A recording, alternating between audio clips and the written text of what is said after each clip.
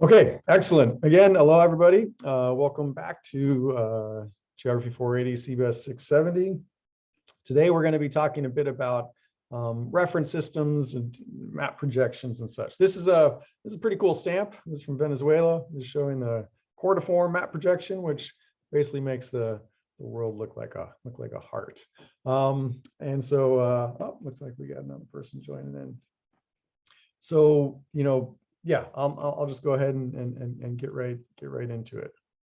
Before we talk about all these things, geoids and such, it's important, I think, to just kind of do a quick primer on the basic ways that we can measure position on our planet or other planets, if you're interested in other planets. And key starting one, everybody should be familiar with this, is the idea of latitude, right? So latitude is basically an angle of latitude from the equator, which is at 0, right? So if you're on the equator, you're at 0. And if you're up to the poles, you're at 90 degrees. So from the equator, North Pole's at 90 degrees north, South Pole's at 90 degrees south. And these are these equatorial parallels. So this is the equatorial parallel. Hopefully you can see my cursor at 0, and then at 10 north, 20 north, 30 north, 40, and so on, right? The North Pole, that is just a dot. It's just, basically a single point. So this is the idea of latitude. Latitude, again, it goes by parallels. The idea that you're just to walk along this line, you would be always at 30 degrees north, okay? And divide it into north and south. So we can break down the measurements of these guys into, degrees, minutes, and seconds. So at the equator, 0 degrees. So 0 degrees, 0 minutes, 0 seconds. 1 degree is equal to 60 minutes, and 1 minute is equal to 60 seconds. So Seattle, Washington is at 47 degrees, 36 minutes, and 23 seconds north. So it's a little bit more than 47.5 degrees, right? And we can, because there's 30 minutes in a degree, right? So we could also write it in a decimal form where it'd be like 47.56, blah, blah, blah, whatever that would work out to be mathematically. I don't know off the top of my head. And 1 degree of latitude, meaning if you sort of go up by an angle and that sort of distance, it's about a, okay, thank you very much, Leilani. I'll look for you to jump back in. It's about 111 kilometers, 1 degree of latitude, about 69 miles. Okay, and again, this idea that latitude and longitude, they're built of degrees, minutes, seconds, and the seconds are the finest component, and then minutes, and then to degrees. And again, at the equator, in latitude is 0, and then the North Pole is 90 degrees north, South Pole 90 degrees south. Longitude, right? So longitude, for historic reasons, is measured relative to Greenwich, England. And so there's a line, running north-south through Greenwich, England, which is called the prime meridian, and that's at a longitude of 0. And then just like for the equator, you can go north or south. For longitude, you can go east or west. And so it's kind of like orange peel slices. And these guys, instead of being called parallels, they're called meridians. So there's the prime meridian, there's the 30-degree west meridian, and such, right? And so the angles measured from that prime meridian, right? So this sort of cutout shown here, this angle of longitude, this is showing 60 degrees east. So anything along here is 60 degrees east. And again, hopefully this is a review for you guys. Same thing, what I just covered there. Now, the longitude lines are not parallels, right? Because they don't have the name parallels. They're like orange peel slices, also measured in degrees, minutes, seconds. Prime meridian is 0. International date line is 180. 1 degree of longitude is about 111 kilometers at the equator. At the South Pole, 1 degree of longitude is, feel free to write this into the chat. The distance of 1 degree of longitude at the equator is 111 kilometers. Same thing for latitude. But the distance of 1 degree of longitude at the South Pole is going to be what distance?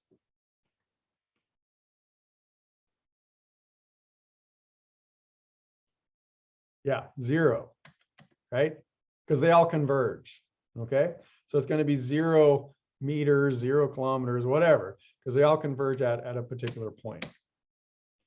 So coordinates, They use one measure of longitude and one measure of latitude. Sort of reverse those guys. We got our parallels and our meridians. So where the two lines cross, that's the point. So if you talk about the location of a point, you got to provide both the latitude and the longitude. Again, this is just showing this idea again. This point right here, 60 degrees north, 20 degrees east.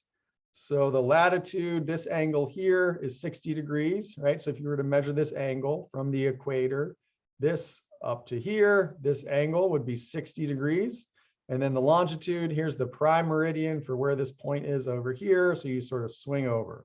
So that's this angle over here. Okay, perfect. It's a coordinate system. It's not a map projection. We're going to talk about that in a little bit, but it's important to note it's a coordinate system. It tells us where we are on the Earth. All right, I've got a poll here for you guys if I can get this working. Let me launch this poll. So here's a question. If you were to travel around the Earth at a constant latitude and you wanted to cover the least distance, which option would you choose? You wanted to, you're taking a journey and you're lazy. You want to walk the least amount of distance. Which option would you choose of all these guys? So you're walking, then you get in your boat, and then you get on a horse or a camel or whatever it is you're doing. You want to travel around the Earth at a constant latitude. You want to cover the least distance. What option would you choose? I'll give another minute or so.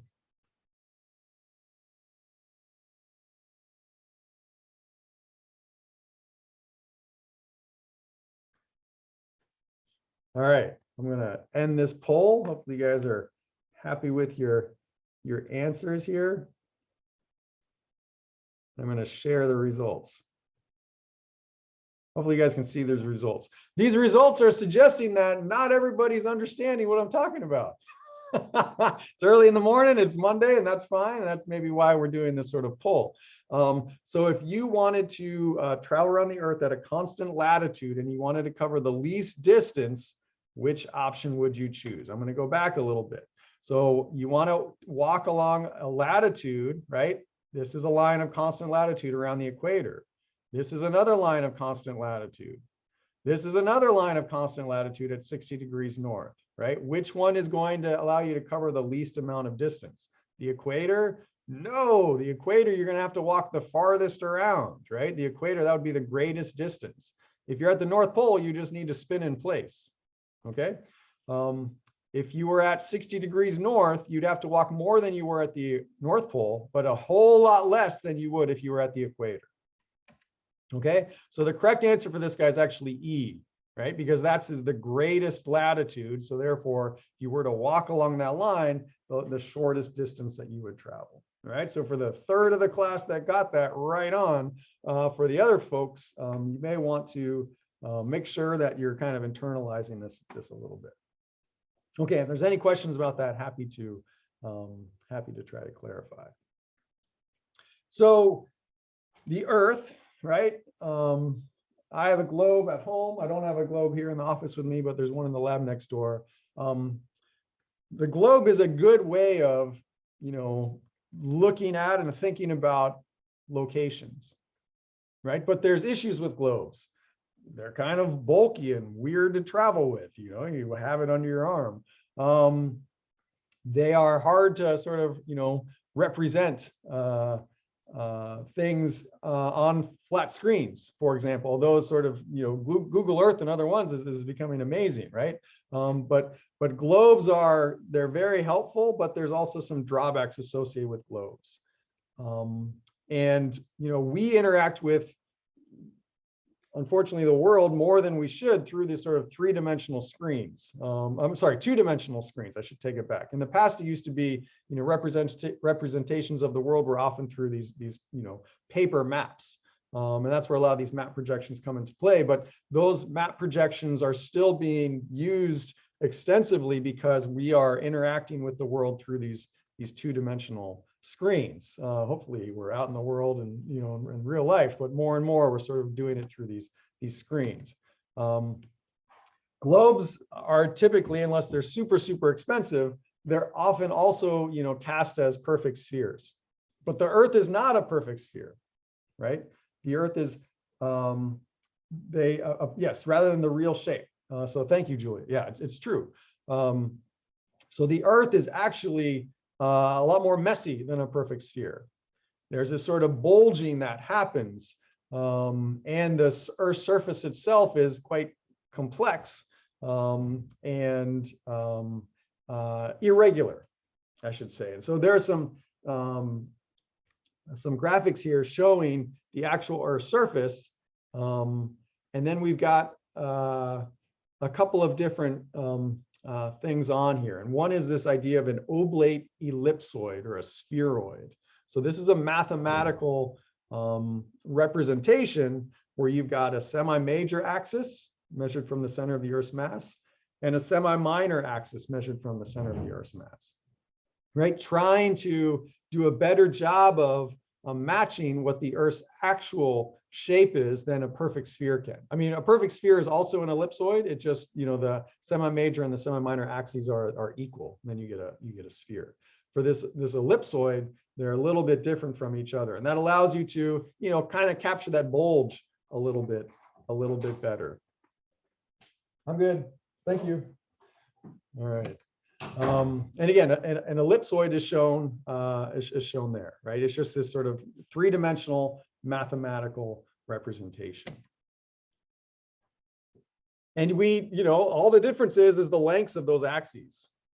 Okay, so there's the Clark 1866 spheroid, the GRS 80 1980 spheroid, the WGS 84 1984 spheroid, and you've got very slight differences between the lengths of their axes.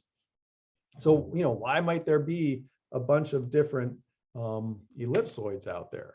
What's going on? Why don't we just have one and call it and be done and not have to think about this at all?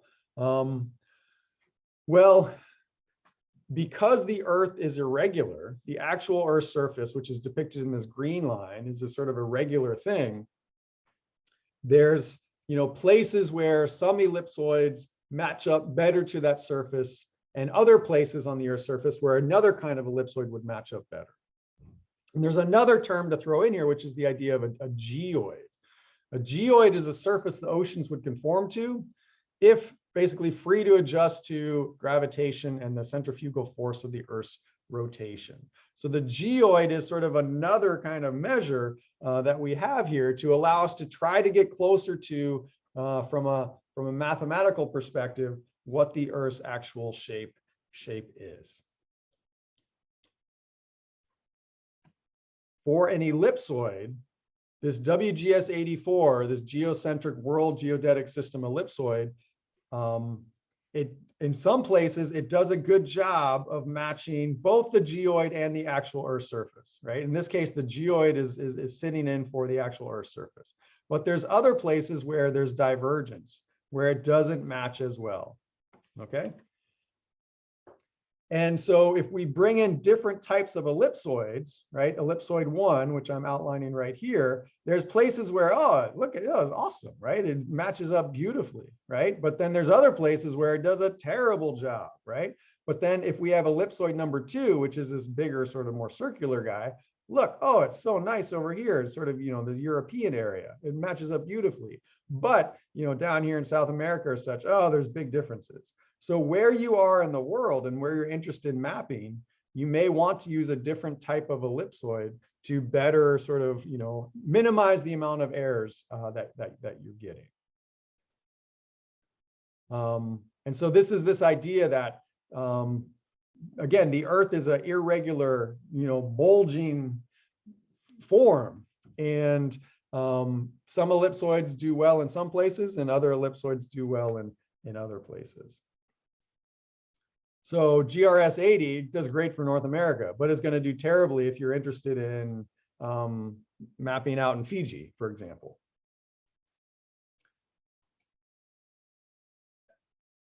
So this is just a depiction showing the ocean surface, reference ellipsoid, which is this, this sort of green dashed line here, the land surface, which is shown here. And then we've got the geoid, right? The geoid, And then we've got a local plumb line. And the local plumb line is if you just basically, hold, a weight on a string and you see which way it's actually going to fall. This is very much distorted, but it's showing that in some places, these guys, they're going to fall sort of directly down. But in other places, because the force of gravity is such, again, this is massively distorted, you're going to see these sort of, swings or differences. In addition to having these different types of ellipsoids and geoids and such, there's also something called a datum. And a datum goes sort of hand in hand with a selected ellipsoid. And a datum is basically even more trying to minimize the amount of error there is, particularly in terms of variations in elevation. And so you can have different types of datums. You can have data that was collected under a datum, which was NAD 1927. You could have a data set which was collected using NAD 1983 datum. You could have a data set collected under WGS 1984 datum. And the end result, let's say you have a GPS, you're out in the field and you're taking a point and you're right there in Bellingham, Washington, and you read what the GPS is telling you and you write down the latitude and longitude values, right? And the GPS one, you got 3 GPSs. One is set to have the datum NAD 1927. And so this is the longitude and latitude that you get, -1, and these are in decimal degrees, right? So this is, about 3/4 of a degree up from 122. So in the 1927 datum, your longitude value is this and your latitude value is this. You're in the same exact point, right? And we're not talking about any sort of GPS error or such. The second GPS measurement you take, which is set to a different datum, is going to collect the longitude value as this. And if you look, 122, 122, great. 0.4, 0.4, great. 0.6, 0.6, great. Oh, 0.006, 0.008. Okay, there's some differences here. Same thing. It's out in the third decimal place. You may be like, it's the third decimal place. Who cares, right? And then let's WGS 1984, another one, right? And so this one, look, the longitude for these two actually is, pretty much the same. And this guy's pretty much the same. But we're getting way out here in these even smaller differences. These longitude and latitude differences can actually come up to, hundreds of meters different from each other. And this is a very common thing that happens is people generate data or are given data and they're like, here's your data. Here it's in geographic coordinates, longitude, latitude. Here you go. And they don't tell you what the datum is. And if you don't have that additional information about what the datum is, and then you try to use that data and you compare it to another data set, which was collected using a different datum, right? Your points are going to be off from each other. And that can cause a lot of confusion and that can cause a lot of problem, particularly if you're working if you're on like an archaeological site or something, right? And you're like, whoa, my points are shifted. You often see this sort of point shifting that happens. We're going to have a map exercise where you guys actually look at this. My points are shifted by 50 meters. What's going on, right? And it's because there's not complete understanding of the data themselves, including things like the datum that those data were collected using. If you've got the correct datum information, those data layers will match up beautifully on top of each other, barring, GPS error and some other things, right? But knowing about your data is super important. There's over 240 geodetic datums in use, so know which one you're dealing with. This is in metadata. So often if you get data from a reputable source, it'll tell you like these data were collected using, WGS 84. Okay, great. And if that information gets incorporated into ArcGIS Pro, it can automatically know how to sort of reconcile data. If you have another layer comes in and it was NAD 27. On the fly, the program will be able to sort of make those guys overlay nicely on top of each other. The problem people often get into is they're given data or they collect data, but they don't take into account or record what these different datums are. So then they guess, they're like, I don't know, maybe it was NAD 83, and they put that in. And if it's wrong, then you're going to have these offset issues. All right, again, you guys are going to have a map exercise to sort of work through that a little bit. So we've got this situation, right? We've got this bulging, weird Earth, which is gorgeous and beautiful, but it's not a perfect sphere. It's not a perfect ellipsoid. It's not even a perfect geoid. It's just sort of like, weird shape that we have. And oftentimes we want to represent it in a two-dimensional way. And the way that we do that is we use map projections. A map projection is a reference system used to measure horizontal and vertical distance on a planimetric, meaning a flat, like a two-dimensional, just like this screen, on a flat map. So the terrain surface, right, it's this sort of interesting shape and such. It gets represented as this sort of grid of equal size spaces right here. The slope, right, it gets represented by this square, and there's a value on this square associated with the angle of the slope. Okay, so map projections are a way to go from the three-dimensional world to a two-dimensional world. So it's a further abstraction of the actual world. And in that process, there's going to be distortions.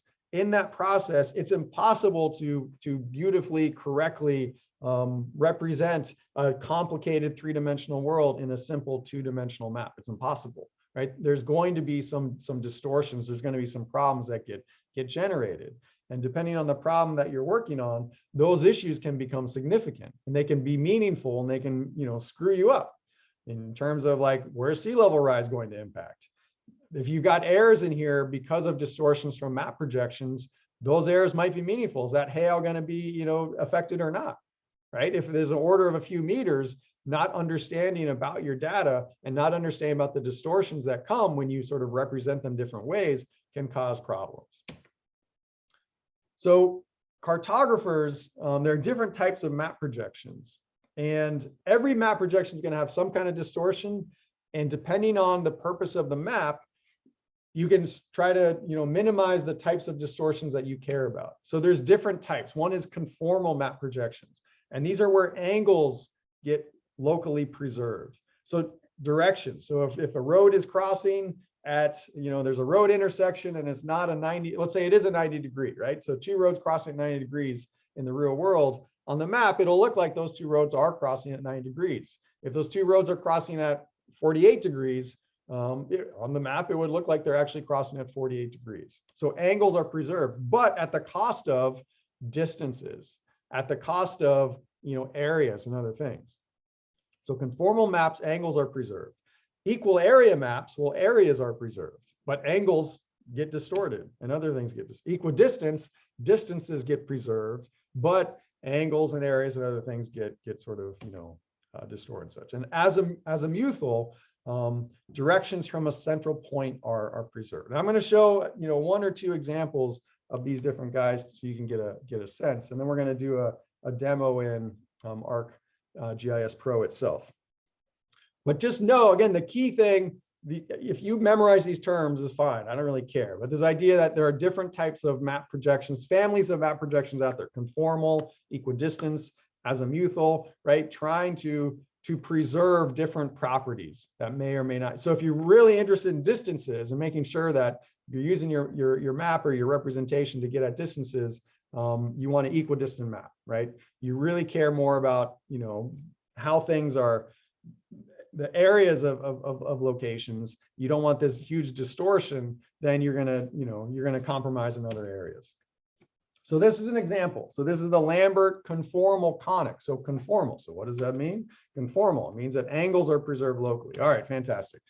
So angles, it actually does a pretty good job on shapes and directions. These are all maintained except at the poles, right? So there's sort of a central point at the poles, and then the other pole just gets sort of blown out to infinity. And so scale, area, and distances, they get increasingly distorted away from the standard parallels. Each of these sort of lines radiating out, these sort of standard parallels.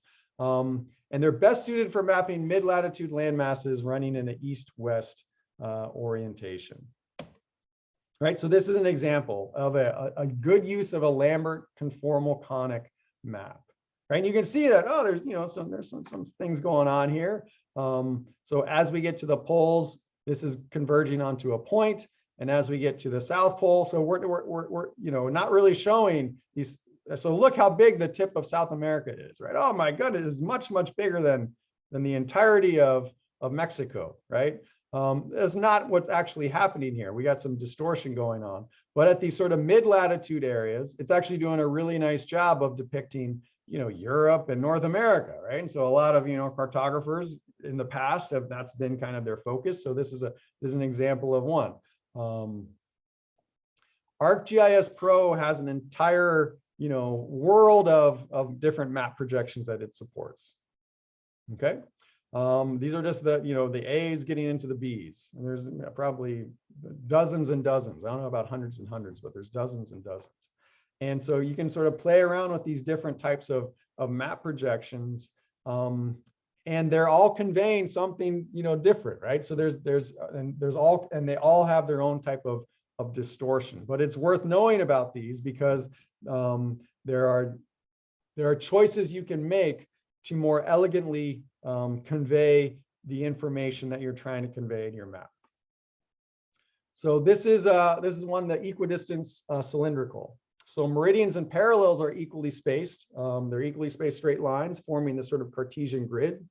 But look again what's going on in the poles, right? So this is down here at the South Pole, and it goes all the way across, right? So the poles are represented as straight lines across the top and bottom, the same length as the equator. So you can see that there's value to this one. You got these straight lines. Everything is intersecting at a 90 degree. There's mathematical people that makes them feel very this is calming for them. But it's definitely got some issues that are going on here. So this is another representation of that same map projection, and it's showing some pretty wild things. So all of these green lines are the same length on the map, right? Anytime you see a green line, it's the same length, okay? In terms of the same length of a green line segment that was just slapped onto the map. The distance that it actually represents, that same length of green line segment, may be wildly variable, right? So at the equator, this line here, right, is 7,230 kilometers. This same line up here at the North Pole is actually representing 0 kilometers. Down here, this same line segment is representing 1,780 kilometers. 4,490 kilometers, 6,480 kilometers. Oh, this again, 7,230. And then as we move away in the southern hemisphere, same kind of a deal.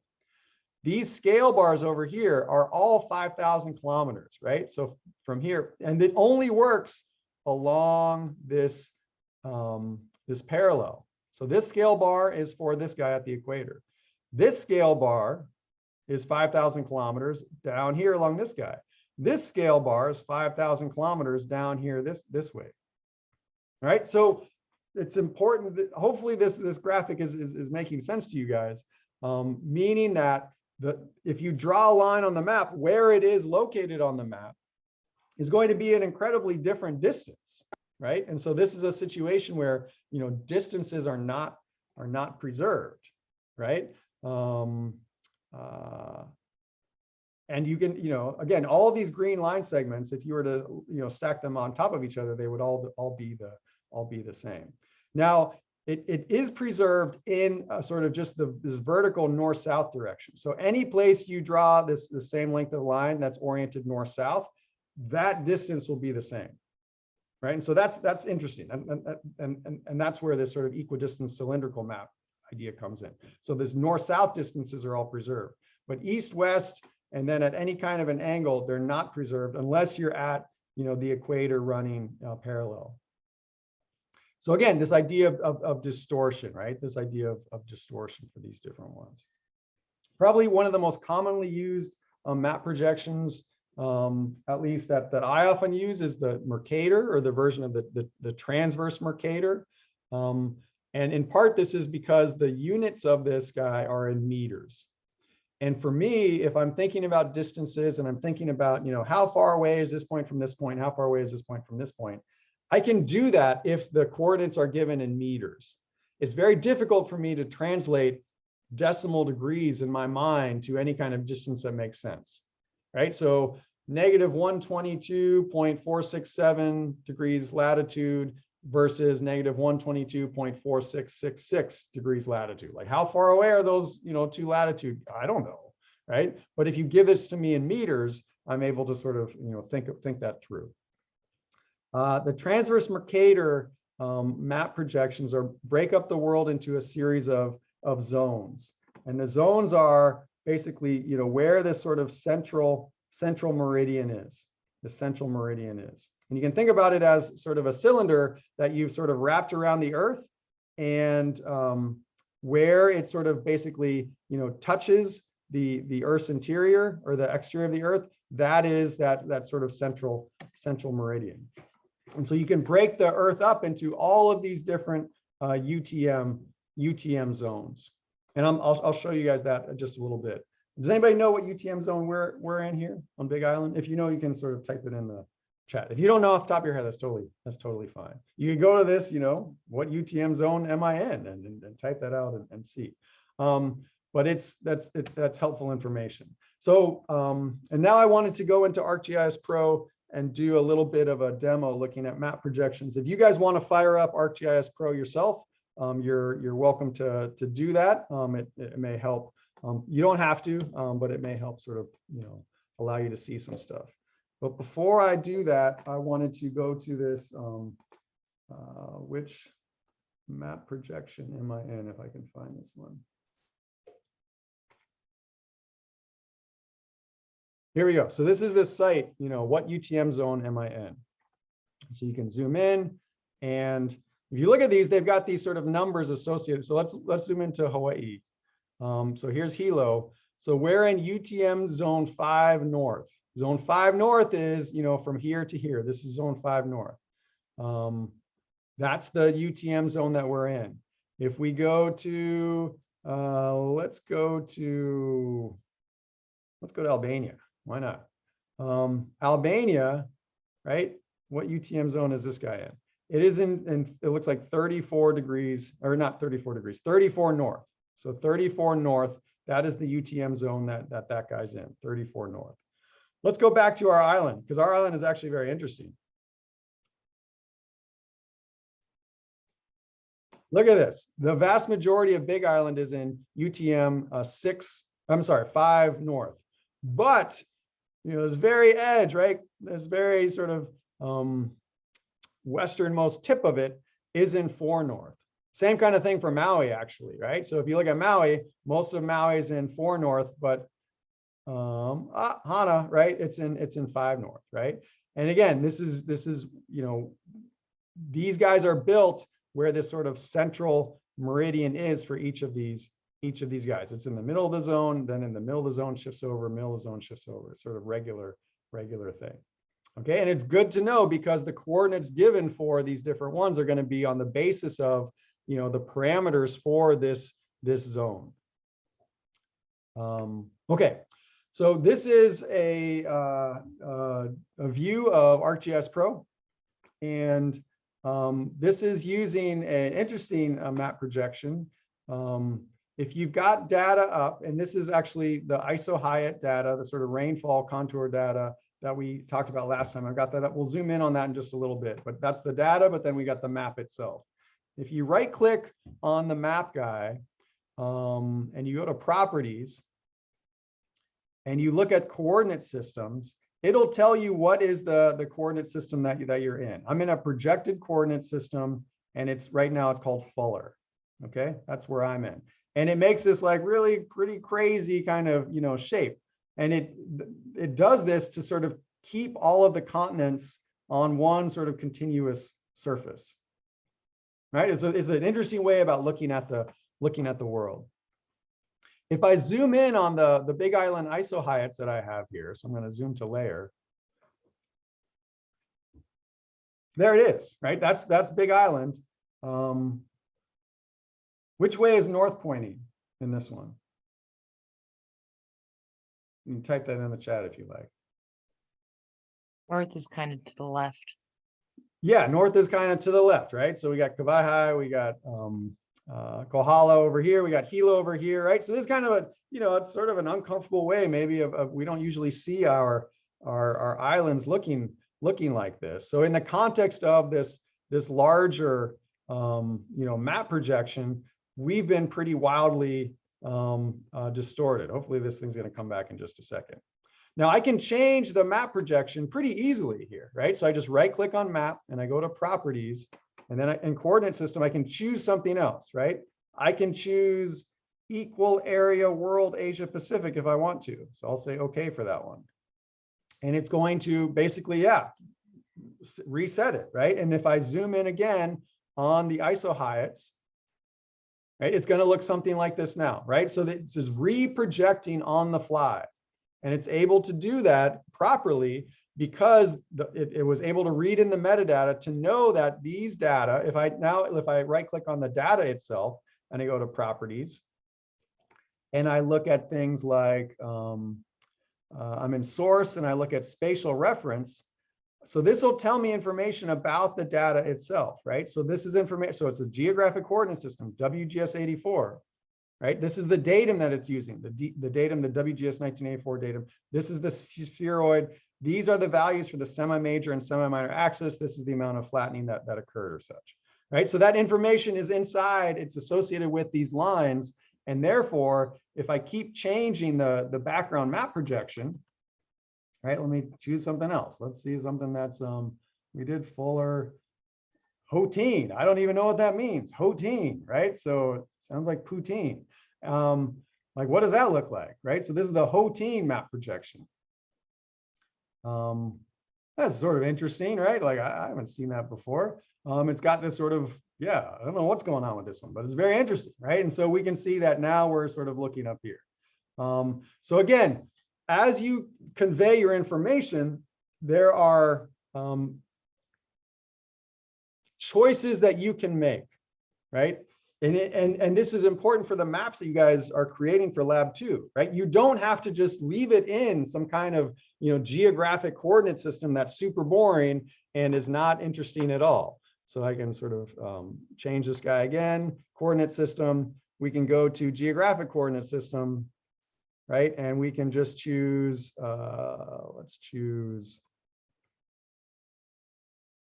Pacific Ocean, and we got a good Hawaii one in here.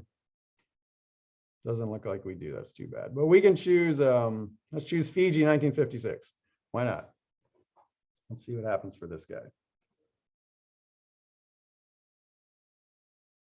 Right, so this is a geographic coordinate system, and we're off to the, we're kind of off center of the left here, but we're looking a little bit, a little bit more, north is generally up in this one kind of a thing, right? So we have all kinds of choices about how to depict our material. So for the rest of the class time, I would highly recommend, if you guys wanted to, play around with some data.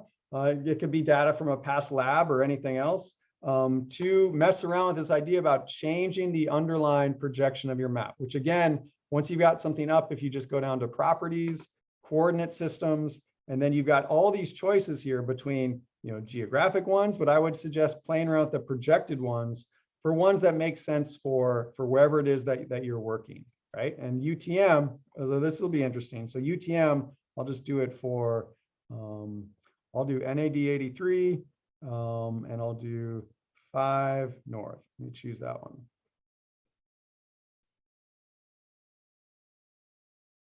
Great, doesn't look like too much has changed, right? Doesn't look like too much has changed, but now the map projection is in this idea about the proper UTM zone for the data that I've got. Okay, so I'll leave it there. Again, I would encourage you guys to, play around with this, because when you make your maps for lab 2, it'd be better if you had an interesting map projection, or a map projection, I'll take that back. It would be better if you had a map projection that was meaningful for the type of map that you are generating, right? And so you want to take that into account. Okay, so that's, I'll stop recording.